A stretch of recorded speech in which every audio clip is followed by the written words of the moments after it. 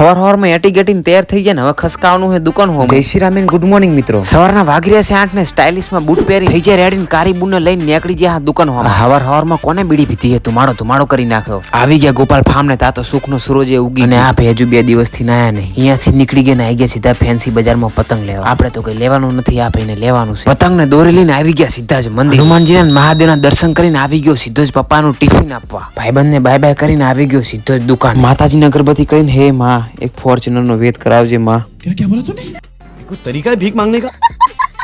હાલો હવે જવાનું હોય આપણે વાળ કપાવવા. અલા એ મારી જોડે 13 નંબરનું સફરજન એ તો તમને કહેવાનું જ ભૂલી ગયો. કિશનભાઈ બેહી ગયા અખરોટ ફોડવાનું, હું નીકળી ગયો ડિલિવરી કરવા. અને સાહેબ આજકાલ કૂતરાય બહુ ભય છે, આગળ કઈ નથી કેવું ખોટો વિવાદ થઈ જાય. આવડી મોટી ફિરકી કોણ આયા મૂકીને વયું ગયું હોય. આવી ગયા સ્કાય સિટી ને કાકા જોડે એન્ટ્રી કરાવીને બેહી ગયો લિફ્ટમાં. બેને ડ્રાયફ્રૂટ આપીને પેમેન્ટ લઈને નીકળી ગયા રિટર્ન. અને આને કયું ફળ કહેવાય જરા કોમેન્ટમાં જણાવી દેજો અને સબસ્ક્રાઇબ કરતા જાજો.